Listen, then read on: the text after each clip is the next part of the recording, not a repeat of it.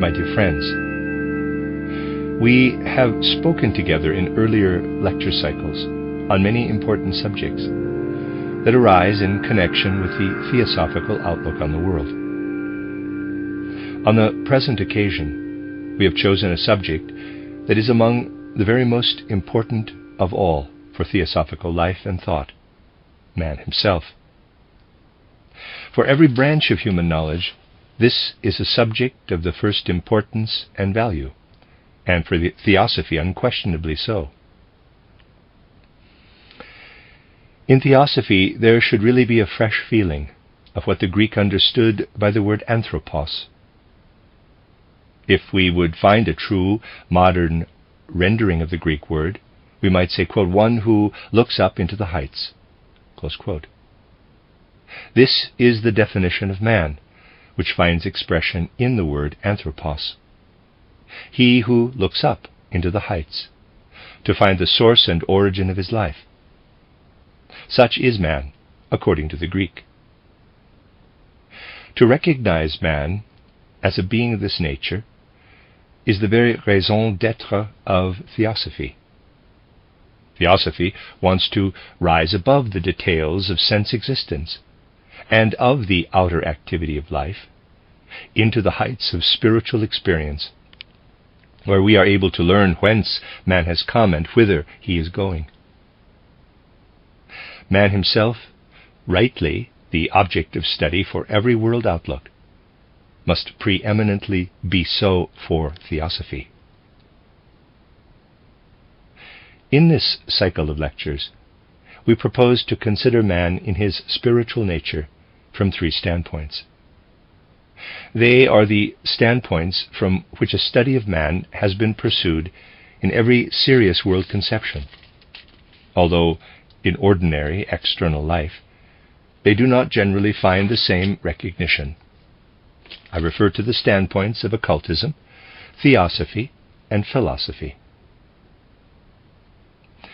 Now, it is obvious that we shall first have to come to an understanding together of what these three words mean. When we speak of occultism, then for the majority of the educated world today, we are speaking of something totally unknown.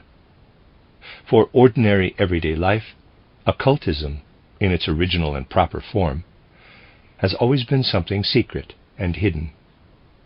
Occultism starts, indeed, from the idea that in order to come to a knowledge and experience of his own being, man cannot remain at the kind of vision that ordinary consciousness affords, but must go forward to an altogether different vision, an altogether different kind of knowledge.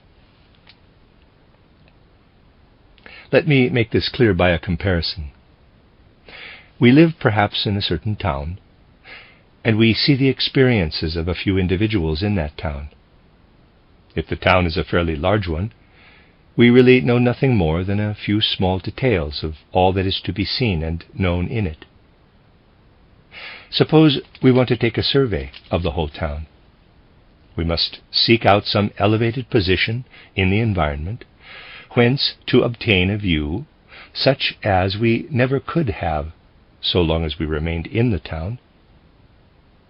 And if we want to connect up and survey the whole intellectual and moral life of the place, then we shall have to betake ourselves to a spiritual height above the experiences of every day.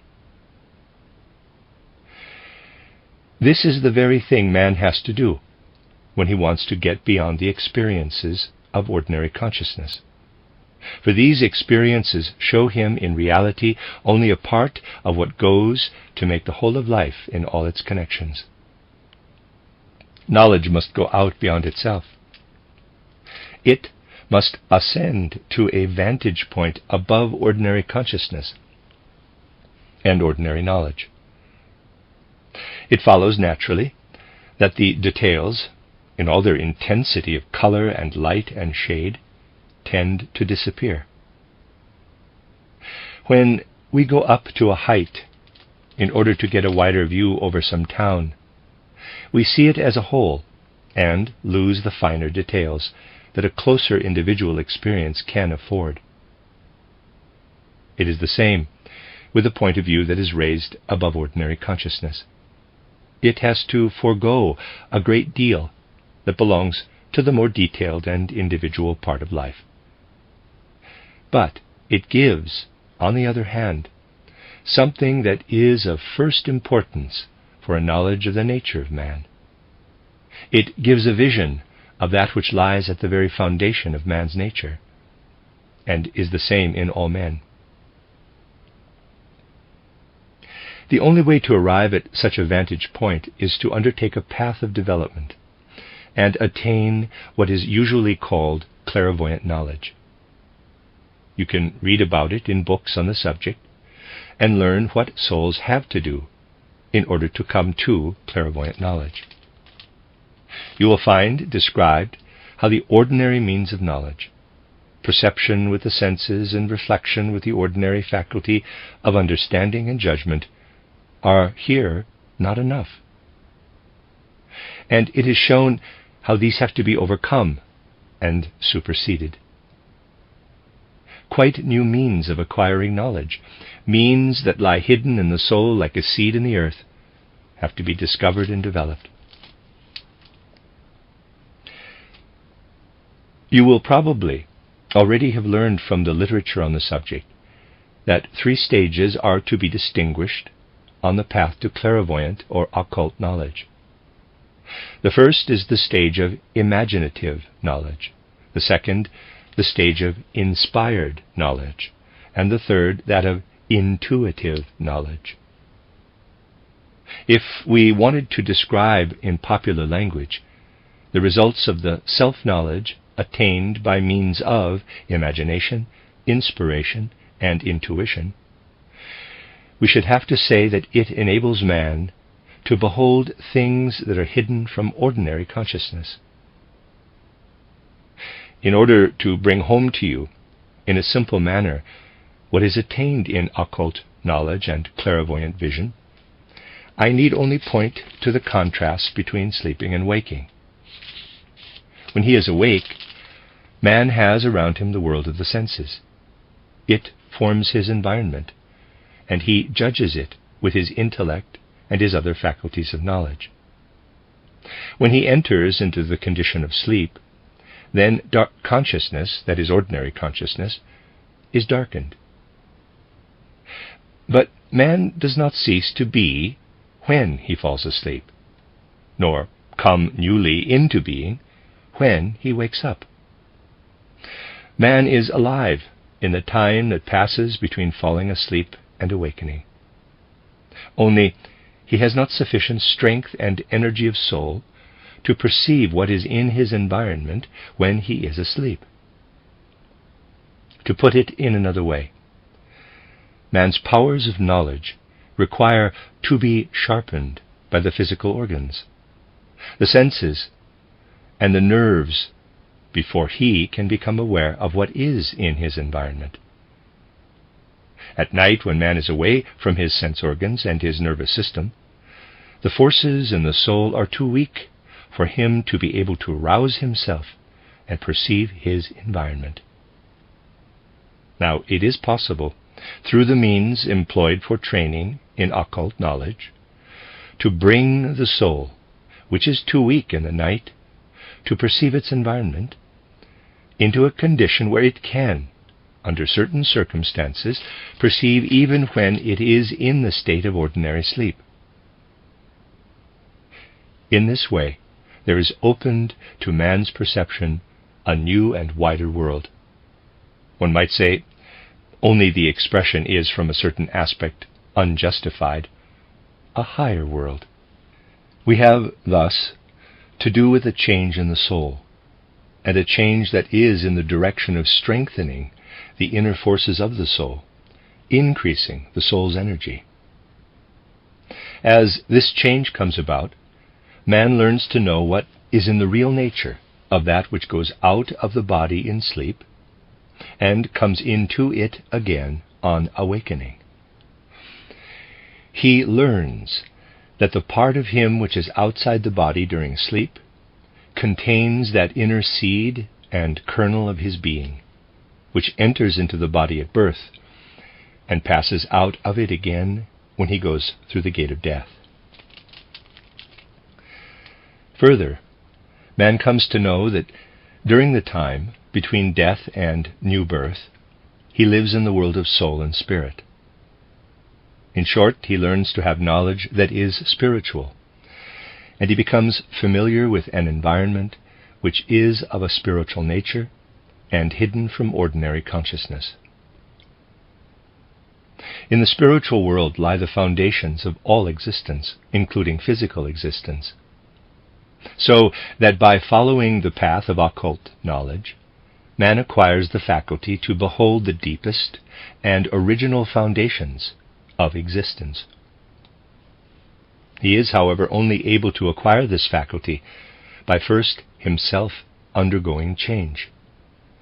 He has to become a different kind of knower from what he is in ordinary consciousness. Occultism can only find its way to man when man sets out to apply to his own soul the means that are given for attaining occult knowledge. It has lain in the very nature of things up to the present time.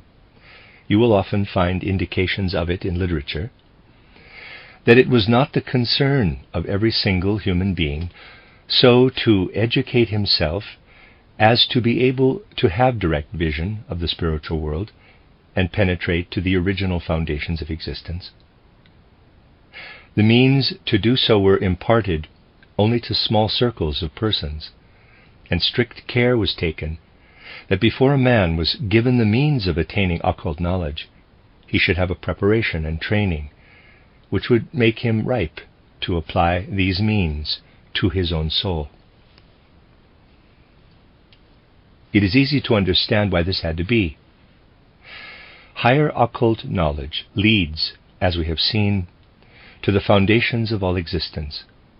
It leads to the world from which our world is derived and made. At the same time, man acquires faculties he did not have before. And so when he becomes able to penetrate to the foundations of existence, he is in a position to execute deeds that cannot be carried out with the ordinary means of knowledge. To make myself clear, I must here refer to a fact on which I shall have more to say later. For the moment, I only want to cite it to demonstrate how impossible it was to give occult knowledge into the hands of everyone. Man has to have egoism implanted into him during Earth evolution. Without egoism, he could not fulfill his task on Earth. For his task on Earth consists in evolving from egoism into love. Through love, he has to ennoble and subdue and spiritualize egoism. At the end of Earth evolution, man will be permeated through and through with love. But he could never evolve up to this love in freedom had not egoism been implanted into his nature from the beginning. Now, egoism is in the highest degree dangerous and harmful when it is a question of undertaking to perform some deed behind the world of ordinary consciousness. The whole history of man is filled with egoism, and endless harm has been wrought by it in ordinary life. But all the trouble that is due to egoism in ordinary life is a mere trifle in comparison with the harm and trouble it causes if it is able to work with occult knowledge.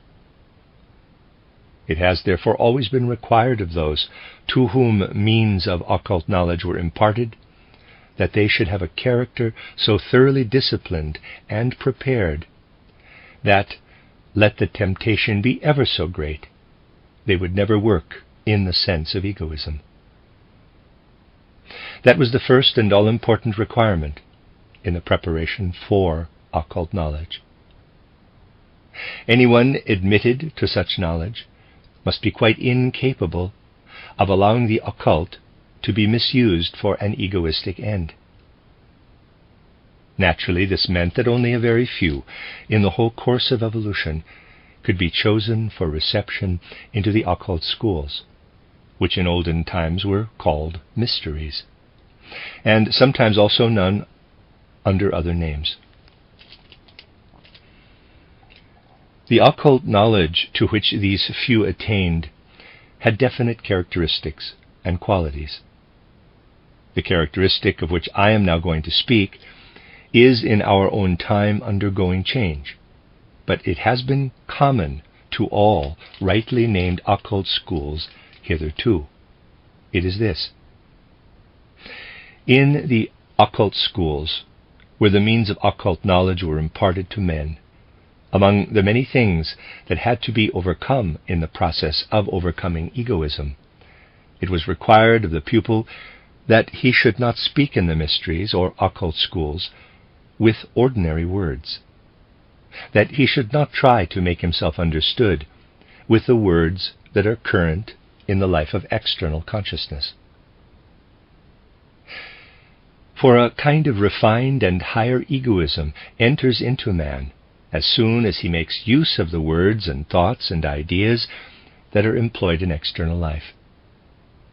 At once there come into consideration all the things in a man that do not let us see him as a human being, pure and simple, but as a member of a particular folk or people, with all the egoisms that belong to him through the fact that he loves his own folk. These are quite justified in ordinary life. For external consciousness, men must have these refined and higher egoisms. They are among the most praiseworthy qualities of human life. But for the highest knowledge, for the all-human knowledge that has to be sought behind the life of ordinary consciousness, we may not bring with us even these refined and higher egoisms. Special preparation had therefore to be given in the occult schools by the creation and study of an all-human language. The language of ordinary life was not used in occult schools, but a language that worked upon the human being in quite a different way. For it was a language that worked not by means of words and thoughts, as is the case with ordinary knowledge, but by means of symbols. Those of you who know mathematics will readily understand why symbols were chosen for this purpose. For symbols have a universal meaning. By developing oneself up to the stage of a language that speaks in symbols, one was able to come right out beyond all the egoism that confuses judgment and clouds ordinary consciousness, beyond even the higher egoisms of which we have spoken. This meant, however, that what one was able to say was comprehensible only to those who had first learned the language. The language consisted of symbols that could be drawn or traced with movements of the hand in rituals, or expressed in color combinations, and so forth.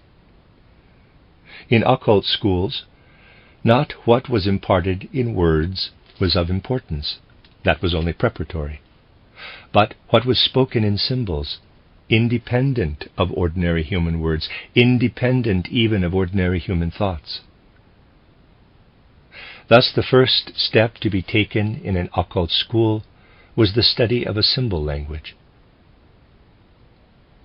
In very ancient times, those who were initiated in the mysteries were under strict injunction not to betray to people outside anything of the mystery language.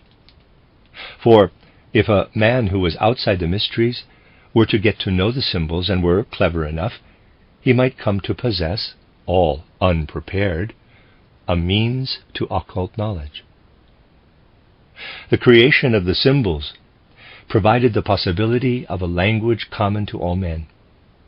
The keeping secret of the symbols prevented the knowledge that was expressed in them from reaching those who were unripe to receive it.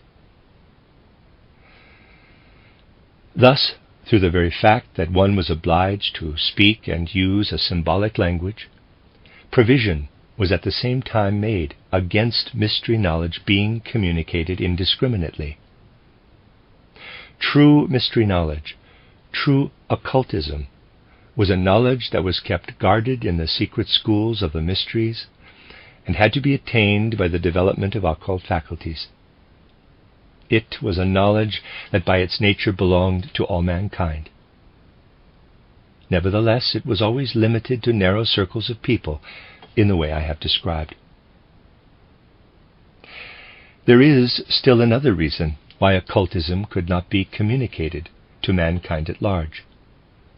Just as truly as it is necessary in the first place to be free of egoism, if one is to be allowed to penetrate the world that opens to occult vision, so truly does man find it impossible, when his power of knowledge has been transformed and he has become able to look into that totally different world, to make use there of the ideas and conceptions to which he is accustomed. The creation of symbols serves, then, this further purpose. It provides a means whereby one can express what cannot be expressed with ordinary human words and ideas. For the human being can only apply himself to occultism when he is not oriented to the senses and the brain, but is outside them. All ordinary words, however, are connected in their origin with the brain. They spring from outer observation. When, therefore, a man perceives a fact of occult knowledge, he at once feels how impossible it is to give expression to it with ordinary words. Occult knowledge is a knowledge that is attained outside the body. To give it expression by the use of means that are attained through the body is, on the face of it, at the beginning of occult knowledge, quite impossible. Occult knowledge is, however, not merely there to be acquired by a few persons who are curious. Its whole content is something that is essential and of the very first importance for all mankind. Occult knowledge is the experience of the foundations of existence, and in especial of the foundations of human existence, and it must enter right into life. Means must be found to carry occult knowledge right into the life of man, and to bring it within the comprehension of people generally. The first means employed to make occult knowledge comprehensible is, and always has been, what has in more recent times been called theosophy. In turning it into theosophy, one has to forego what we have just seen to be an essential characteristic of occult knowledge, namely that it makes use only of the very highest forms of language. One abandons this restriction and proceeds to clothe occult truths in ordinary human words and ideas. Occult knowledge is communicated, for example, to a particular people in a form that employs the ideas and concepts current among this people. The result is that occult knowledge becomes specific and differentiated, appearing in the form of communications made through the words of one section of mankind. Those who were in possession of secret knowledge were obliged to clothe it in the language of a particular people. And so we find clothed in the language of particular peoples what is in reality the property of all mankind. In the mysteries, the aim has always been to remain as human as possible in the large sense of the word. At the same time, the initiates of the mysteries had to make themselves understood. They had to express themselves in the language of the people and in the ideas that the people had developed. And so individual theosophists who have come forward among mankind have had to take pains to make themselves intelligible in regard to the particular aim and object or the particular sphere of life about which they were speaking. It is by no means easy to give expression in this way to occult knowledge, in one particular language or in one particular form of ideas. But it has been done, and to no small extent, in various regions of the earth, and at various times in man's history. Occultism is a thing into which one has to find one's way by means of clairvoyant training and discipline. Theosophy, on the other hand, is a thing that is presented to us in ideas and concepts that we have already, and in which occult knowledge has only been clothed. When this has been ably and correctly done, then occult truths are within the comprehension of any man who has sound and healthy judgment and takes pains to master them. Theosophy is absolutely understandable by anyone with a healthy intelligence, if he will but give himself the trouble. We have no right to say that he alone can grasp the occult who can himself develop occult vision. When occult truths are clothed in ideas, as they are in Theosophy, they are within the scope of every healthy human intelligence. Now, in accordance with laws that prevail in the evolution of mankind, we shall have more to say about these later on, there came a time when a further change was necessary.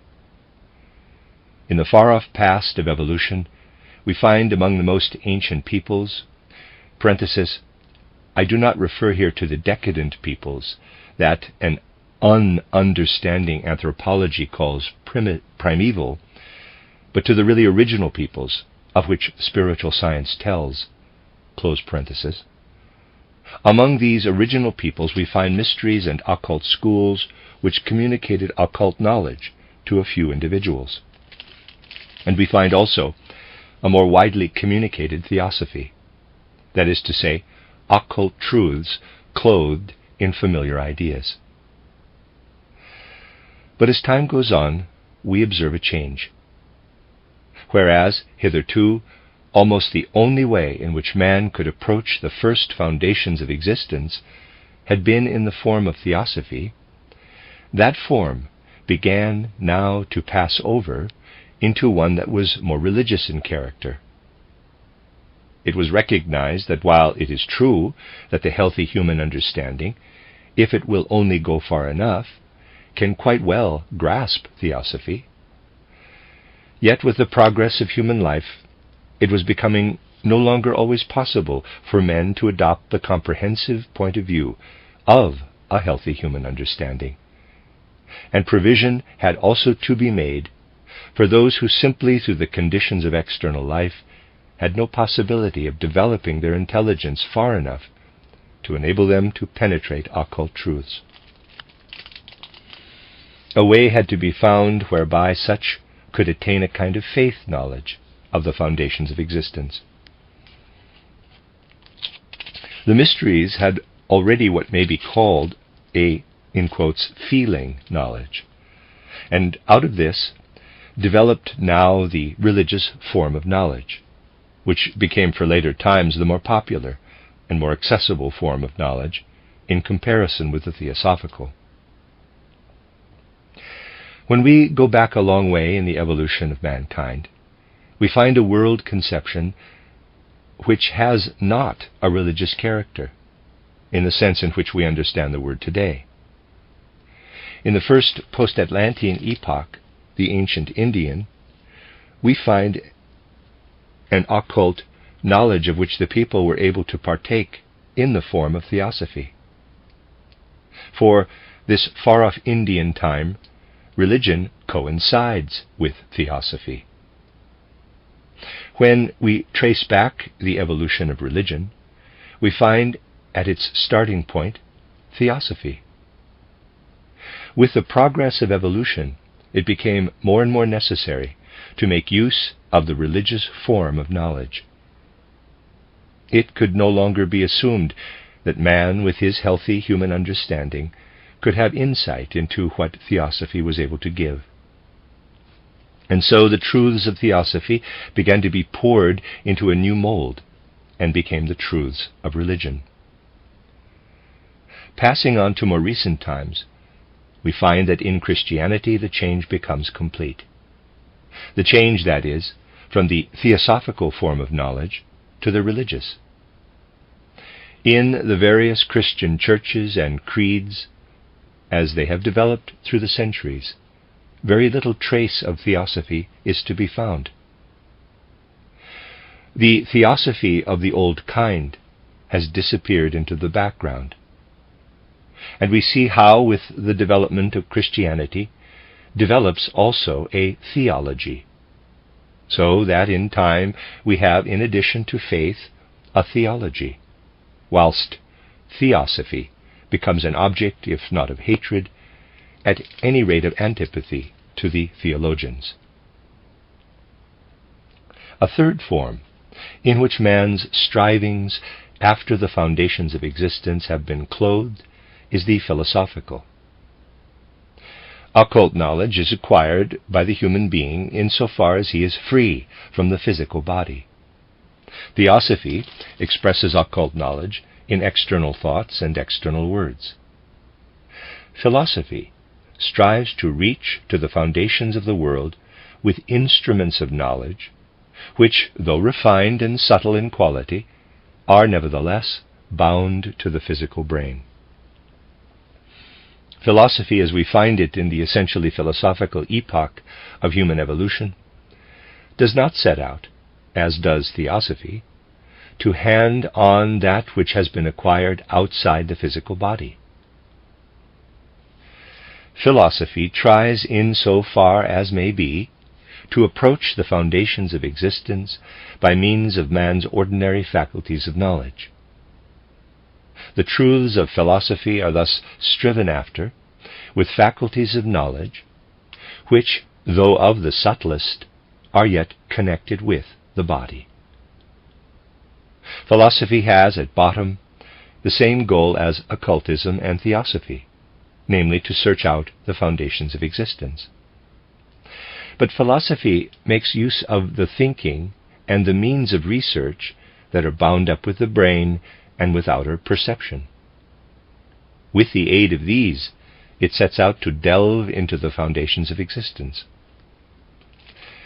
And working as it does with the subtlest and finest knowledge faculties of man, philosophy remains perforce the concern only of a few. Philosophy can never become popular. A great many people feel philosophy to be something that is much too difficult for them, if not tiresome and tedious.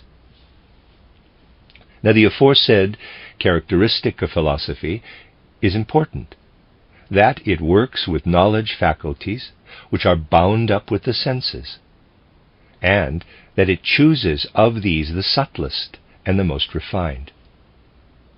For insofar as it employs means that are connected with the personality, philosophy has inevitably a personal character. When, however, man really succeeds in exercising the very subtlest of his knowledge faculties, it becomes possible for him to throw off something of the personal element. And in the degree that he is able to do this, philosophy becomes universal, all human. One needs to enter very deeply into philosophy to be able to detect its universal character. Its personal character is, unfortunately, only too obvious. It requires deep penetration to perceive fundamental principles that are common to such apparently different thinkers, for example, as the ancient Greek philosophers Parmenides and Heraclitus. One can, however, quickly appreciate the difference between these and an unkindly critic like Schopenhauer, who, approaching merely the external side of philosophy, sees only what splits it up into many different personal standpoints, and does not see the sequence of these personal human standpoints. In this sense, philosophy is the very reverse of occultism. Philosophy has to be attained by the most personal of means, whereas occultism is achieved by laying aside personality. Therefore, Is it so difficult for one who gives utterance in correct philosophical manner to what is personal in him to be understood by his fellow men? On the other hand, anyone who succeeds in clothing occultism in expressions and ideas that are current and generally comprehensible will meet with understanding all the world over. Occultism strips itself entirely of the personal element. Systems of philosophy arise directly out of the personal in man. Occultism arises out of the impersonal, and is on this account capable of general comprehension. And when it is a question of expressing occultism in terms of theosophy, the endeavor is always made to speak to every human heart and every human soul, and in large measure this can be done. The foregoing description of the 3 points of view may serve as a kind of preparatory introduction to our studies. You will have been able to see for yourselves what one may call the more external characteristics of the occult, the theosophical and the philosophical point of view. Occultism is, in its results, one and the same for all mankind. In reality, there is no such thing as a difference of standpoint in occultism, any more than there are different mathematics. It is only necessary in regard to any particular question to have the means actually at hand to acquire knowledge on that question, and the knowledge will be the same as is reached by everyone who has the right means at his disposal. Thus, speaking in the ideal sense, we can just as little admit the existence of different standpoints in occultism as we can imagine there might be different standpoints in mathematics. Consequently, occultism, wherever it has made its appearance, has always been recognized as single and universal. It is true that in the various theosophies that have existed from time to time and have supplied the outer cloak, so to speak, of occult truths, differences show themselves. But that is because the truths have had to be clothed differently for one folk or one epoch than for another folk or another epoch. In other words, the differences between the theosophies that exist on the earth lie in the manner of thought used to clothe the occult truths. The foundations of occultism are always and everywhere one and the same. Religions, on the other hand, since they take their source in the theosophical garment of occultism, have acquired differences in respect of people and time. Occultism knows no such differentiations. It knows nothing that might stir up opposition between man and man. No cause for opposition exists, since occultism is the single, undivided property of all mankind. And inasmuch as theosophy should, in our time, concern itself with the provision of a right and proper expression for occultism, it too must take care to absorb as little as possible of the differentiations that have manifested themselves in mankind. It must set itself the aim of being a faithful expression of occult truth and occult connections. In so doing, it will inevitably also work for the overthrow of all specialized world conceptions and help to break down religious differentiations. We must learn completely to overcome the inclination to a theosophy of a definite stamp and coloring. It has gradually come about in the history of evolution that theosophies have tended to receive a certain nuance and coloring in accordance, I will not say with religious prejudices, but with religious preconceived feelings and opinions. Theosophy needs to keep constantly in view its ideal, to be a reflection of occultism. There can therefore be no such thing as a Buddhist theosophy or a Hindu theosophy or a Zoroastrian or a Christian. Naturally, regard must be had to the characteristic ideas and thoughts with which particular people will approach theosophy, nevertheless, it must never let go its ideal of being a pure expression of occult truth. It was, for example, a repudiation of the fundamental principle of occultists all the world over, when a theosophy made its appearance among certain societies in Central Europe, calling itself a Christian theosophy. As a matter of fact, you can just as little have a Christian theosophy as a Buddhist theosophy or a Zoroastrian. The relation theosophy has to assume to religion is that of an expounder of its truths. For theosophy is in a position to understand the truths of religion. And then it becomes manifest that all religious truths are specialized forms and expressions of some particular aspect of occultism, and that occultism itself has to be grasped independently of all such differentiations. As I have pointed out, this must be our ideal. It is quite understandable that occultism has been clothed in many and varied ways the world over, even while all occultists are in agreement as to their knowledge. It is, nevertheless, of great importance that in our time a possibility should again be given for speaking with a single voice about occultism. This can only be if the goodwill is really present to shake off once for all the differences that have their origin in preconceived feelings and opinions.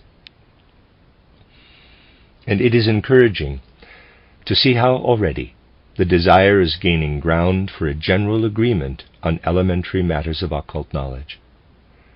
In regard, for instance, to the knowledge of reincarnation and karma, it will, in the near future, be possible to attain something like universal agreement.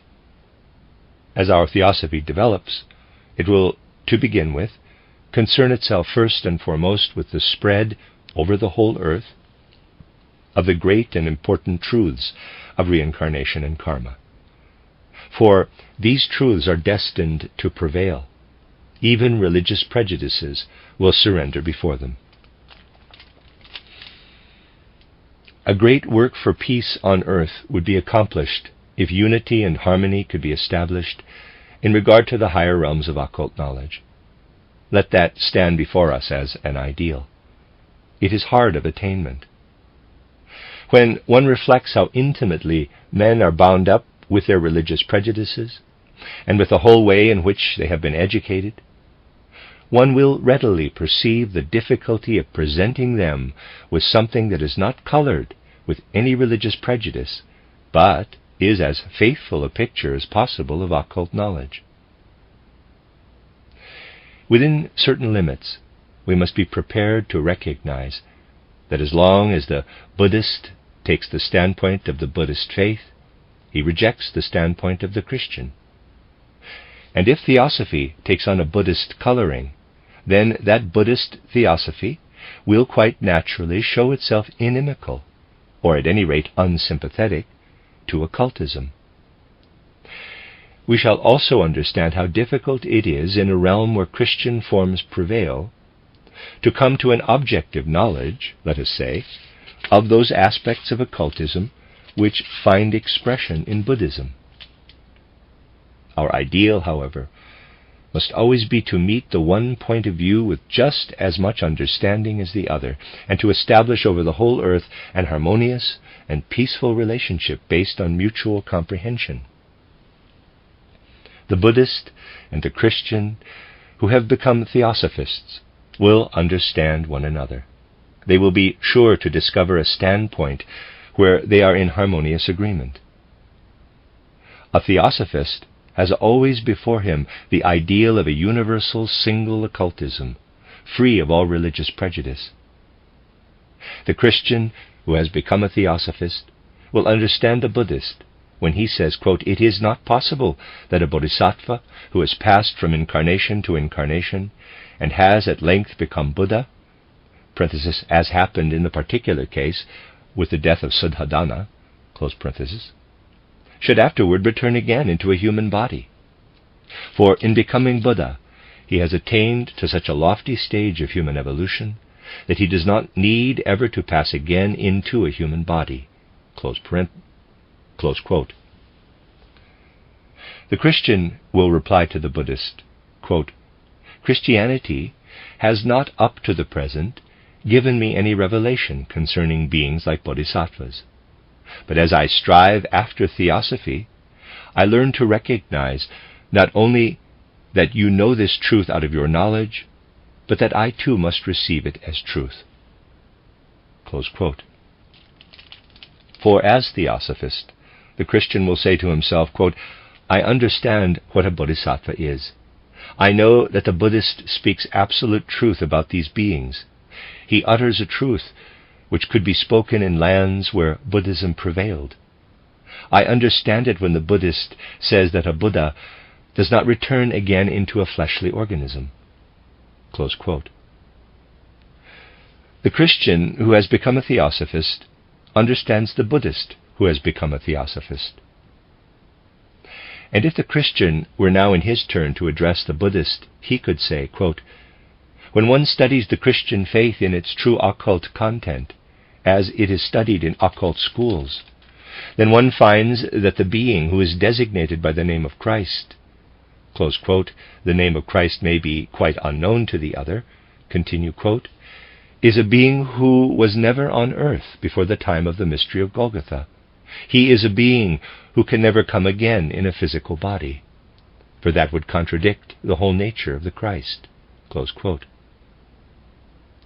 When the Buddhist, who has become a theosophist, hears this from the Christian, he will answer him in the following way, quote, "Just as you understand how impossible it is for me to admit that a Buddha, after he has once become Buddha, can come again in a fleshly body, just as you understand me, recognizing what has been imparted to me as truth, so am I ready to recognize the share of truth that has been communicated to you.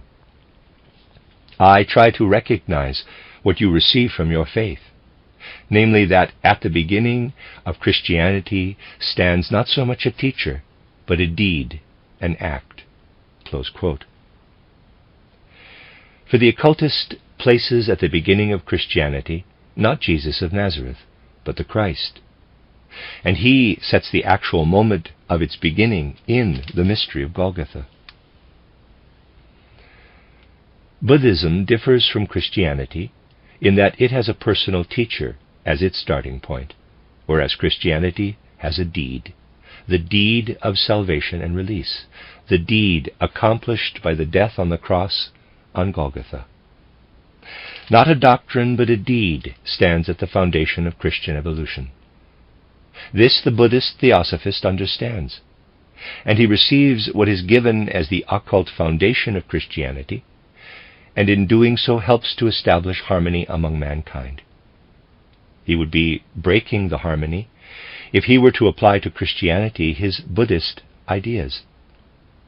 It is the part of the Christian, when he becomes theosophist, to understand Buddhism out of Buddhism itself, not to remold in some way of his own the ideas about Bodhisattva and Buddha, but rather to understand them as they are contained in Buddhism. Similarly, it is the part of the Buddhist to receive the Christian ideas as they are, for they form the occult foundations of Christianity. Just as it is impossible to bring together the being who is named with the name of Christ with beings of a lower kind, namely with bodhisattvas, so also is it impossible, if we would remain loyal to the ideal of theosophy, to allow theosophy to be anything else than a faithful reflection of the single undivided occultism. To apply the properties of a bodhisattva to the Christ would be to hinder the great mission of peace that it is given to theosophy to fulfill. On the other hand, theosophy fulfills its mission of peace when it undertakes to bring to mankind the universal foundations of truth in a scientific form such as is adapted for our day and generation.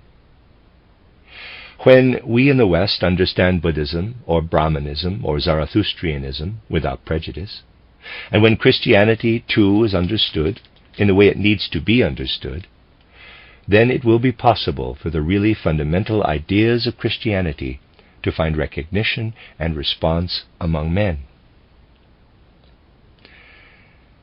Mankind has not always risen to the perception of the fact that a deed stands at the beginning of Christianity, and that there can therefore be no question of a return of the Christ. Again and again it has happened in the course of the centuries that men have come forward and spoken of a return of the Christ. Such teachings have always been silenced and refuted, and they will be so again, for they run counter to the great and universal mission of life and peace that it belongs to Theosophy to fulfill, if it would be a pure expression of occultism. Occultism has always had the character of universality, and is independent of every Buddhist, as well as of every Christian shade of coloring. Hence, it can understand objectively the Mussulman or the Zoroastrian or the Buddhist, even as it can also the Christian.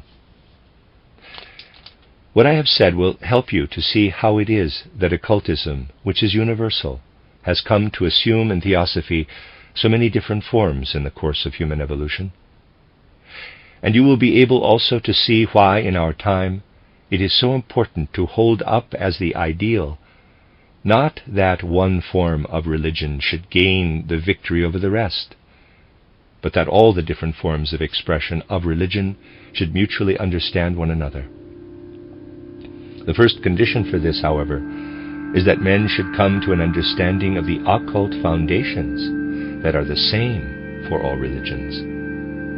My intention has been in this lecture to give a kind of introduction to the important matters we shall have to consider in the following days.